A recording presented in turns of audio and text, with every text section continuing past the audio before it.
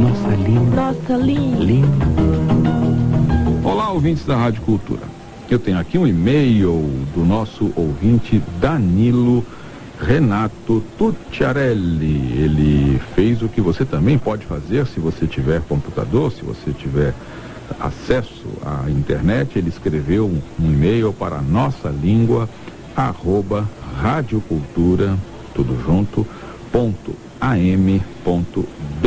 Claro que esse não é o único modo de entrar em contato conosco. A Rádio Cultura, durante toda a programação, divulga as maneiras pelas quais os ouvintes podem entrar em contato com a nossa língua portuguesa. Ele pergunta o seguinte: preciso muito tirar uma dúvida sobre gramática. Eu e minha esposa estávamos assistindo a TV quando, num comercial das lojas Marabras, ele escreve que aquela dupla, Zezé de Camargo e Luciano, inicia o comercial, né, com a seguinte frase: você quer ganhar de graça? Diz ele aqui: dúvida, quem ganha, ganha de graça, não paga para ter o produto que ganhou. Esse não seria um caso de pleonasmo, não é? Caro Danilo, sim, é um caso de redundância, de pleonasmo, não é? O que vem a ser pleonasmo? Vem a ser o uso de expressão, de palavra, cujo sentido já se encontre em expressão anterior, em palavra anterior. Quem ganha não paga para ganhar, não é isso? Se bem que lá a história é meio mandrake, né? Porque o sujeito não passa simplesmente ali, passa na loja e recebe lá o tal presente. Ele precisa comprar, né, alguma coisa para que ganhe, e eu coloco aí 50 mil aspas, porque é óbvio que aquele presente que vai ser dado está embutido no custo, todo mundo sabe, mas as pessoas gostam disso. Existe a famosa frase, me engana que eu gosto, né? Independentemente disso, dessa discussão toda aí, ideológica, filosófica e tal, a expressão em si, ganhar de graça, é redundante. Nela há redundância, há pleonasmo. Bastaria dizer, quer ganhar tal coisa, não sei se você diz aqui, não, você não diz, só diz o comecinho da frase, mas sei lá, quer ganhar um abajur, quer ganhar um, sei lá um lençol, quer ganhar um, sei lá, o que eles dão ali, né? Compre tal coisa. E aí ganhar de graça realmente é redundante. Bom, é importante dizer o seguinte: não se pode achar que o pleonasmo necessariamente seja condenável. Há pleonasmos considerados bons, pleonasmos enfáticos, pleonasmos que têm justificativa, né? Quando se usa alguma forma que teoricamente é redundante, mas que no contexto acaba ganhando papel significativo. Quando se diz, por exemplo, eu vi com meus próprios olhos, eu vi com meus próprios olhos. É claro que a gente não vê com o nariz, nem vê com os olhos de outra pessoa, não é?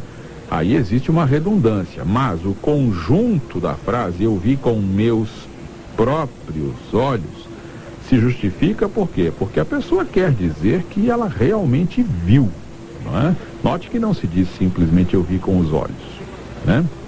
Existe um conjunto de palavras, conjunto que dá a esse pleonasmo, a essa redundância, razão de ser. É a palavra meus, a palavra olhos, a palavra próprios, sobretudo a palavra próprios, com meus próprios olhos, não é? Esse conjunto todo, com destaque talvez para a palavra próprios e tal, esse conjunto faz o pleonasmo ter razão de ser. Agora, coisas como simplesmente, pura e simplesmente, subir para cima, descer para baixo, entrar para dentro, né? Sair para fora, ganhar de graça, né? E por aí vai. Elo de ligação, existe algum elo que não ligue, né? Esses pleonasmos realmente são não tem lá muita razão de ser, eles devem ser evitados. Certo, Danilo? Certamente já expliquei em alguns dos módulos aqui da nossa língua portuguesa por que o substantivo se chama substantivo, por que o adjetivo se chama adjetivo, por que o advérbio se chama advérbio e por aí vai. E o artigo? Como se faz o uso do artigo e qual é, para começar a brincadeira, qual a origem do nome, né? Por que o artigo se chama artigo, né? Sabe como é artigo em italiano? É articolo. Isso dá alguma luz? Sim, dá alguma luz, sim. A palavra artigo e a palavra articolo do italiano são farinha do mesmo saco, vem da mesma raiz latina, a ideia de articular. Isso, articular. Pronto, já ficou fácil entender porque o artigo se chama artigo. Ele articula, não é? Ele permite articulação com o substantivo, ele faz a concordância e por aí vai, não é? O artigo em português pode ser definido, pode ser indefinido, né? O artigo o é definido como a, como os, como as. O artigo é indefinido como uma, como uns, como uns. Hoje em dia existe uma certa inflação, isso em relação ao uso do artigo na imprensa, existe uma certa inflação, ou diria até uma hiperinflação, no que diz respeito ao Você já reparou que nos títulos jornalísticos, quando o jornalista vai redigir e para evitar que fique um espaço em branco, isso na linguagem jornalística se chama de branco, por isso simplesmente, e deu branco no título. Deu branco no título quer dizer, a frase ficou muito curta e vai ficar um espaço em branco, então o pessoal começa a trocar uma palavra pequena por uma maior e tal, um sinônimo, e quando a coisa não funciona, sempre alguém acaba lascando lá um artigo um artigo ou uma, né? Para preencher o espaço. Então nós temos coisas como Juninho pede um aumento, né? Salarial. Juninho pede um aumento salarial. É óbvio que esse artigo é rigorosamente desnecessário, né? Juninho pede aumento. Não se deve usar o artigo nesse caso. Outra coisa importante que deve ser levada em conta é a questão do paralelismo. Se eu digo prefiro cinema, eu digo prefiro cinema a teatro. Se eu digo prefiro o cinema, digo prefiro o cinema ao teatro. O que é o paralelismo? Ou eu coloco artigo para os dois substantivos, no caso, não é? Ou não coloco para nenhum. Ou eu digo prefiro o cinema ao teatro, ou prefiro cinema a teatro. Ou eu digo prefiro literatura à filosofia, e esse A não vai receber acento indicador de crase. Ou eu digo prefiro a literatura à filosofia, e aí esse A vai receber acento indicador de crase. Certo? Então, algumas dicas importantes. Claro que nós teríamos muito mais a dizer sobre o artigo, mas vale pelo conhecimento do porquê do nome e vale para refletir aí em relação ao caso do abuso do artigo indefinido e também em relação ao caso do paralelismo, do uso que deve ser simétrico. É isso. Fale com Nossa Língua Portuguesa. Ligue para 3874-3081 de segunda a sexta-feira, no horário comercial. Eu tenho aqui um e-mail do nosso ouvinte Eduardo de Souza Silva. Eduardo de Souza Silva, sabe de onde ele escreve o e-mail? De Vitória da Conquista, na Bahia, no interior da Bahia. Gostaria muito de saber, Eduardo, como você nos ouve aí, se você nos ouve pela internet ou se você nos ouve pelas ondas curtas da Rádio Cultura. A Vitória da Conquista é uma cidade que fica a mais ou menos 500 quilômetros de Salvador, por aí, e por incrível que pareça, faz frio em Vitória da Conquista à noite, frio, neblina e por aí vai, fica no lugar de serra, de montanha. Eu já passei frio, acredite se quiser, já passei frio e muito frio em Vitória da Conquista, interior da Bahia. Ninguém acredita nisso, né? Vão dizer que é mentira, mas não é não. Ele diz o seguinte: prezados senhores, gostaria de dirimir uma dúvida e tal sobre a seguinte frase: foi uma perda muito grande, foi uma perca muito grande. Foi uma perda muito grande, foi uma perca muito grande. Caro Eduardo, a história é a seguinte: nós temos na língua padrão, na língua culta, nós temos as duas formas, perda e perca, mas os valores são distintos. Perca, do verbo perder, não perca a calma, não perca a paciência, não perca a razão, perca essa mania de interromper a todo instante e por aí vai. Perda, com D de dado, é o substantivo, é o ato de perder, não é? Então foi uma perda muito grande. Foi uma perda muito grande. Se você procurar perca nos dicionários, você vai encontrar essa forma, tanto no Aurélio quanto no Ais, mas haverá a seguinte observação: forma popular, forma de uso popular, né? O que significa que em língua padrão, em língua culta, em texto formal, em manifestação linguística formal, não convém usar, não convém dizer foi uma perca muito grande, convém dizer foi uma perda muito grande, ou escrever em texto formal foi uma perda muito grande. Então é importante dizer isso, porque às vezes as pessoas procuram, consultam os dicionários, mas consultam apressadamente, né? Batem os olhos ali, e como o C vem antes do D, perca vem antes de perda. O cidadão bate os olhos, vê a palavra perca, nem lê o resto, já fecha logo e diz, existe perca, o dicionário registra perca. Sim, registra, mas faz a observação. É forma popular, forma usada na linguagem popular. Na linguagem padrão, não se aconselha o uso de perca como substantivo. Como verbo, sem discussão. Eu não quero que você perca a calma, não é? Ficou claro, Eduardo? Escreva novamente pra gente, escreva quando quiser e dê aí um grande abraço ao pessoal de Vitória da Conquista. Eu tenho aqui um belíssimo disco da querida cantora Vânia Bastos, né? O disco se chama Vânia Canta Clube da Esquina, um disco dedicado aos memoráveis artistas mineiros, ou mineiros de nascimento, ou mineiros de coração, de criação. É o caso do Milton Nascimento, que todo mundo pensa que é mineiro de nascimento, mas não é. Nasceu no Rio, mas é mineiro de alma, de coração. A Vânia gravou muitas músicas bonitas dessa turma toda, e nós vamos escolher uma para que você preste atenção na letra e depois ouvir o comentário. E depois ouça, que depois ouça o comentário. Vamos lá. Nascente, de Flávio Venturini e Murilo Antunes, com Vânia Bastos.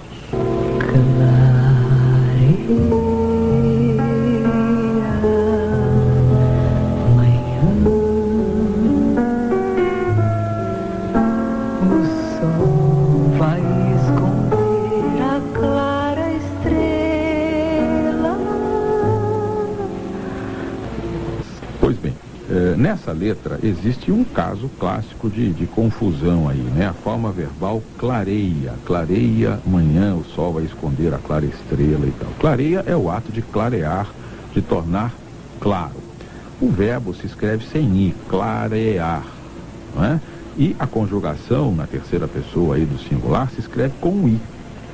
Então essa confusão muita gente faz, e é normal, é compreensível isso, porque mesmo no verbo clarear, às vezes tem-se a impressão de que existe um i, muita gente diz clarear, ou diz de tal modo como se houvesse um i pequenininho ali no meio, mas é bom saber o seguinte: o infinitivo não tem i, clarear, frear, recear, passear, o infinitivo não tem i, e nas três primeiras formas do presente do indicativo, eu, tu, ele, e também na terceira do plural, existe o i. Eu clareio, tu clareias, ele clareia e eles clareiam. Isso vale para todos os verbos terminados em ear. Clareia manhã. É isso. Você está ouvindo pela Cultura M o programa Nossa Língua Portuguesa com o professor Pasquale Cipro Neto. Eu tenho aqui a Folha de São Paulo do dia 29 de abril, página 5 do caderno A. Um título é o título principal da página, que diz assim: PT adota mega produção na terra de Lula. PT adota mega produção na terra de Lula. Mega produção, a palavra está escrita aqui em letras grandes, é o título da página, não é? E esse elemento de composição mega sempre deixa muita gente confusa na hora da grafia. Lembre-se de que mega, mini, midi, multi, esses elementos de composição são agregados diretamente, ou seja, sem hífen, à palavra seguinte. Portanto, mega produção se escreve numa tacada só. M-E-G-A-P-R-O e por aí vai. Mega produção, tudo junto. Começa no M e termina no O. Né? No O final lá de produção, né? Sem parar. Se houver a associação a uma palavra que comece com R ou com S, não se colocará hífen do mesmo modo e se fará a dobradinha, RRSS. Então, mega região, por exemplo, com 2 R's, né? Mega sistema com 2 S's, né? Mini sistema também com 2 S's, mini região, macro região e por aí vai. Tudo isso se escreve sem hífen e se houver R ou S, deve-se dobrar o R, deve-se dobrar o S. Há uma dúvida em relação ao H. Em relação ao H, há procedimentos distintos. Por analogia, por algumas palavrinhas que há registradas aí no vocabulário ortográfico, também se eliminaria o H em mini hotel, mini hospital e por aí vai. Mas há quem discorde disso e entenda que por uma questão gráfica, visual, até seja conveniente manter o H e colocar o hífen, mas isso é discutível.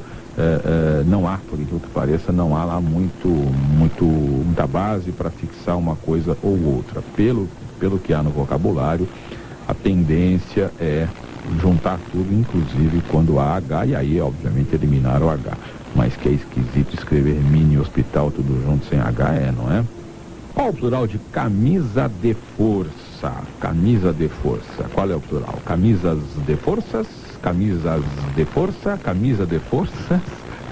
Vamos fazer aqui uma matemática aqui para começar a procurar todas as hipóteses. A história é a seguinte: nós temos aí uma palavra composta, sim, composta, porque camisa de força se escreve com hífen. E por que se escreve com hífen? Porque é nome específico de alguma coisa. Os elementos aí formadores perderam o valor individual e acabaram criando coletivamente um outro sentido, não é? Então os dicionários registram camisa de força com hífen, aquela roupa que se usa para deixar sem movimentos uma pessoa muito agitada, muito, né? Isso eu acho que não se usa mais, né? Não sei se esse método ainda existe, mas de qualquer maneira a coisa já existiu, né? Isso não, para segurar pessoas mais agitadas ali, punha-se a camisa de força e o sujeito não conseguia mexer os braços e tal. O plural disso é feito como o plural de qualquer palavra que tenha formação semelhante. E qual é a formação? Temos aí um substantivo composto, 3 elementos, o segundo elemento é preposição, no caso aí a preposição de. E aí só se flexiona o primeiro elemento, portanto, camisa de força, camisas de força. Camisas de força. É como fazer o plural de pé de moleque, pés de moleque. E é como fazer o plural de expressões que não se transformam em palavras compostas, mas que têm estrutura semelhante. Por exemplo, fogão a gás não se escreve fogão a gás com hífen, não se trata de um substantivo composto. Mas temos aí a preposição a, não é? E o processo é o mesmo, um fogão a gás, 2 fogões a gás. Não é perfeitamente possível associar um caso ao outro. Então é isso, plural de camisa de força, camisas de força. Participe do programa Nossa Língua Portuguesa. Envie sua dúvida, comentário, sugestão sobre qualquer assunto ligado à nossa língua. Por carta, escreva para a Rádio Cultura AM, programa Nossa Língua Portuguesa, Caixa Postal 11.544, CEP 05049 970, São Paulo, capital. Se preferir, envie seu fax para o número 3611-1914. Você também pode se comunicar através do e-mail nossa@radiocultura.am.br. Eu tenho aqui o Estadão do dia 29 de abril, primeira página, um título que diz assim: França organiza passeata monstro contra Le Pen. França organiza passeata monstro contra Le Pen. O que vem a ser uma passeata monstro? Né? Temos aqui um caso interessante. Monstro normalmente é substantivo, né? E aqui funciona como adjetivo, qualifica passeata. Na verdade, monstro aqui está por monstruosa no sentido de grande, né? Uma coisa assustadora. E as pessoas dizem monstruosa com esse sentido justamente porque a coisa é tão grande que assusta. E aí dá a ideia do susto pelo tamanho acaba virando monstro, acaba virando, ou monstruosa, acaba virando sinônimo de grande, com esse sentido de muito grande, excessivamente grande, fora do comum, fora do normal e por aí vai. Então, monstro, no caso, se usa como adjetivo, apesar de normalmente funcionar como substantivo. É muito comum a palavra monstro aparecer quando se fala de comício, um comício monstro, uma manifestação monstro, e passeata não deixa de ser, de certa forma, uma palavra do mesmo campo semântico, né? Comício, manifestação e por aí vai. E aí se usa monstro com esse sentido. A recomendação quanto ao plural é passeatas monstro, é o que mais se vê nos dicionários, nas gramáticas, porque se trata aí, como eu disse, já de um substantivo usado com valor de adjetivo. Na verdade ele se transforma num adjetivo, e nesses casos é comum que não se flexione essa palavra, não é? Então, passeatas monstro, apesar de haver alguma divergência. Há quem diga que não, que se deve fazer a flexão e tal, mas a voz predominante é essa, não é? Que não se faz a flexão, passeatas monstro.